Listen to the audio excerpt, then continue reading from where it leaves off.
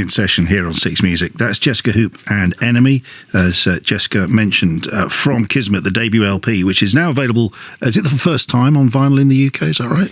Yeah, it took me, how long? 16 years to put it onto vinyl, and it didn't really have a proper release, my debut album, so I thought I'd bring it out of the archive and into the world. I'm really glad you have. Just tell us a bit about that record, because as I understand it, the songs had been with you for a fair while before you got to record them for the LP. That's true. Yeah. Well, I had all my writing years from the age of probably 14 till, I guess probably the ones that counted for that record were probably 5 years old by the time I was able to record them. Did you have going into the studio with them, recording them, did you have a set idea of how that record was going to sound? Oh, not a clue. I had made a demo called the Silver Screen Demos, and it was kind of like what you just heard, really like rough and ready.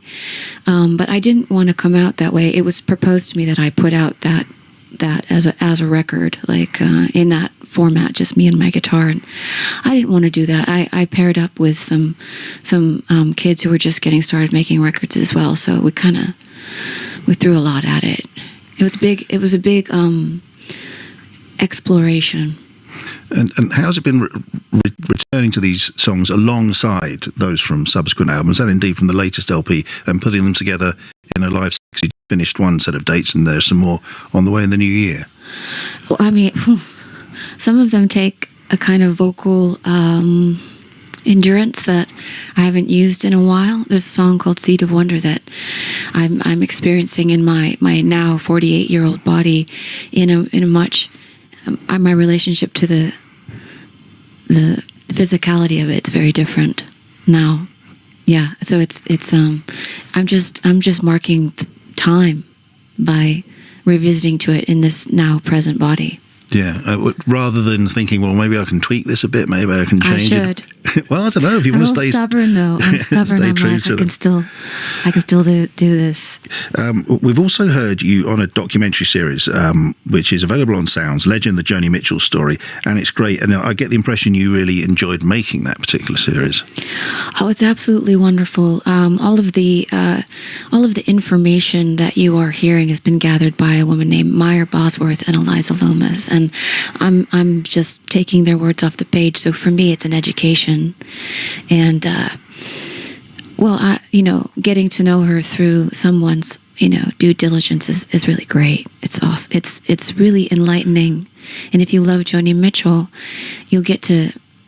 She becomes, well, she steps out of the painting, doesn't she? When you get to know more about her life and the absolute kind of broad that she is, she comes rough and ready too. As refined and immaculate as she is, she's something else as a character.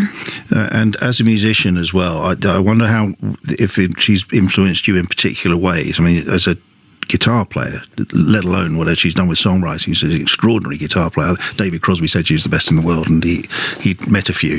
So what would you say are influences on your music?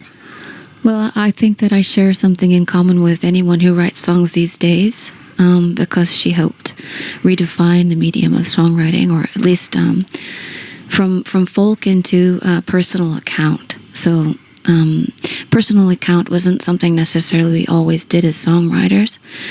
To say like, I love you, love me do, or she broke my heart is fair enough, but to disclose intimate details between relationships and how you're feeling in a more personal way is something I think that she brought into songwriting, and also how to describe the scene and the situation in explicit detail is something I learned from her and a few others.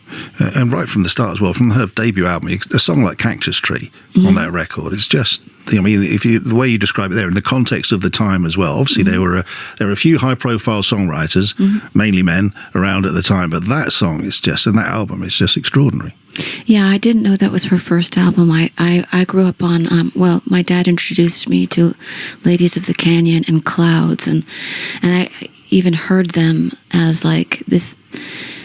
When I heard Song to a Seagull, which is her first album, it's darker in timbre, so I thought that was her kind of like maturing, but no, that's her first effort. Yeah, that's which is first ever remarkable. It is indeed. Now, there are some tour dates coming up, so we're going to do a guitar, well, you're going to do a guitar change, and I'm going to attempt to seamlessly read out the upcoming dates for Jesca Hoop, which are as follows, and these are January dates.